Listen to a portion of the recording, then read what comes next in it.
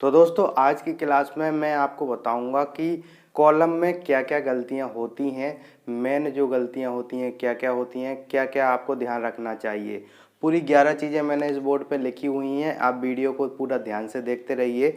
अगर आप घर बना रहे हैं, आज बनाएंगे, कल बनाएंगे, 10 साल बाद बनाएंगे, ये चीज़ें आपको ज़रूर काम आएंगी क्योंकि आप अपने घर को एक ही बार बनाते हैं। पूरी 11 मिस्टेक मैंने पीछे बोर्ड पे लिखी हुई हैं, एक एक करके मैं डिफाइन करूंगा। आप वीडियो को लास्ट तक देखते रहिए जिससे आपको पता चल जाए कि आपको क्या गलती नहीं करना है और किन चीज़ों का ध्यान देना है। यहाँ पे जो पहली गलती होती है वो होती है कि कॉलम की शटरिंग है वो स्टोन से या फिर ब्रिक से बना दी जाती है।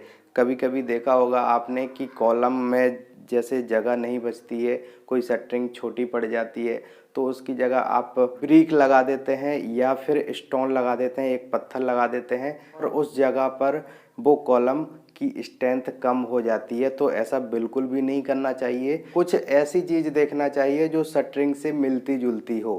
तो आपको जो पहली चीज का ध्यान देना है कि ब्रिक और स्टोन से कॉलम की शटरिंग नहीं बनाना है। और इसमें एक चीज और प्रॉब्लम होती है कि जो कंक्रीट की सलरी होती है वो ब्रिक एब्जॉर्ब कर लेती है।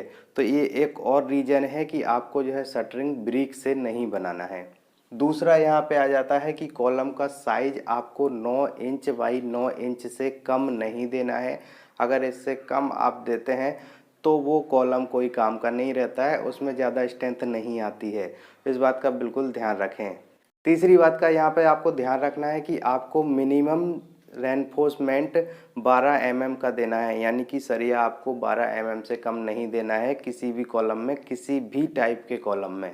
इसके ऊपर एक अलग से वीडियो भी बना के रखा है, आप चाहें तो वो जाके देख सकते हैं। कॉलम इन्फो नाम की प्लेलिस्ट है, आप उसको विजिट कर सकते हैं। चौथा पॉइंट यहाँ पे आ जाता है कि कॉलम टू कॉलम डिस्टेंस आपकी 20 फीट से ज़्यादा नहीं होनी चाहिए। 20 फीट से अगर ज़्यादा आपकी कॉलम टू कॉलम डिस्टेंस होती है तो उसके लिए स्पेशल कॉलम डिजाइन करवाई जाती है, वो आप देख लीजिए। लेकिन नॉर्मली आपको 20 फीट से ज़्यादा कॉलम टू कॉलम डिस्टेंस नहीं रखना है अगर आपके नॉर्मल कॉलम बन रहे हैं तो।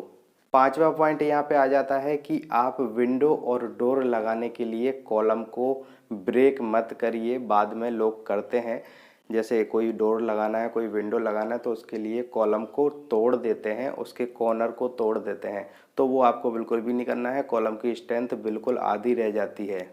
छठवां पॉइंट यहाँ पे आ जाता है कि आप जब फाउंडेशन करते हैं तो उसमें प्लिंथ बीम आपको ज़रूर देना है। इससे आपका जो है सेटलमेंट वगैरह जब भी होता है तो क्रैक्स नहीं आते हैं, घर की दीवारों में क्रैक्स नहीं आते हैं। तो आपकी दीवारों में क्रैक्स ना आए इसके लिए आप प्लिंथ प्रोटेक्शन ज़रूर दें, प्लिंथ बीम ज़रूर बनाएं। सातवां पॉइंट यहाँ पे आ जाता है कि सरिया को जब लैपिंग करते हैं, जोड़ते हैं, जब सरिया कोई कम पड़ जाता है कॉलम में तो सरिया को जब जोड़ना है तो उसकी सही जगह जो होती है कॉलम के बीच में होती है। मान लो कि एक स्टोरी 10 फीट की है तो वो सरिया आपको जोड़ना है वो 5 फीट पे जोड़ना है। ठीक है, कोई कोई ऊपर जोड़ देता है, नीचे जोड़ देता है। मैंने कंप्लीट वीडियो इस पे बना के रखा है, आप उसको देख सकते हैं। जो लैपिंग होती है वो हमेशा बीच में होती है, ना ऊपर होती है ना नीचे होती है। इस बात का बिल्कुल ध्यान रखें, ये बहुत ज़्यादा लापरवाही होती है। आठवां पॉइंट यहाँ पे आ जाता है कि जगल जो होता है वो आपको 1 इंच से ज़्यादा नहीं देना है। अगर आप 1 इंच से ज़्यादा जगल दे देते हैं तो कॉलम की स्ट्रेंथ बहुत कम हो जाती है, वो कॉलम टेढ़ा भी जा सकता है। अगला पॉइंट आता है कि आपको हमेशा M20 ग्रेड का कंक्रीट ही यूज करना है, उससे कम आप यूज करेंगे तो उतनी स्ट्रेंथ नहीं आती है। ठीक है, तो M20 क्या होता है, 1.5-3 इसका रेशियो होता है, आप बिल्कुल ध्यान रख लीजिए। ज़्यादातर लोग यही यूज करते हैं लेकिन कभी कभी ये सोचते हैं कि ये ज़्यादा स्ट्रेंथ नहीं देना है, इसमें थोड़ा सा कम कर देते हैं।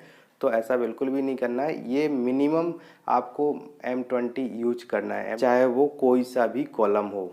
अगला पॉइंट आ जाता है कि मोटार आपको अगले दिन यूज नहीं करना है। जैसे कोई कॉलम बन रहा है, कुछ मोटार बच गया, कुछ कंक्रीट बच गया तो उसको सूखे कंक्रीट में मिक्स करके रख देते हैं कि ये इसको कल यूज कर लेंगे, तो वो आपको बिल्कुल भी नहीं करना है। उसकी स्ट्रेंथ जो है वो ख़त्म हो जाती है, अगले दिन वो कोई काम का नहीं रहता है, बस वॉल्यूम रह जाता है, स्ट्रेंथ वो नहीं दे पाता है उतनी जितनी आज यूज करके ले सकते थे।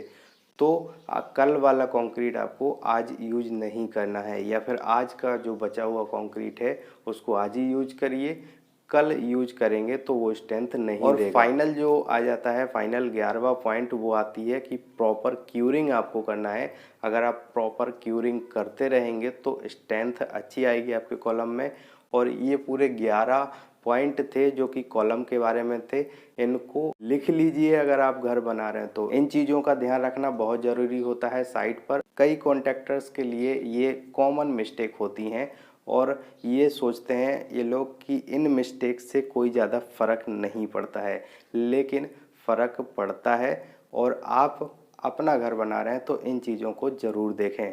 अगर ये वीडियो अच्छा लगा हो तो वीडियो को लाइक कर दीजिए, चैनल को सब्सक्राइब कर दीजिए। वीडियो देखने के लिए धन्यवाद।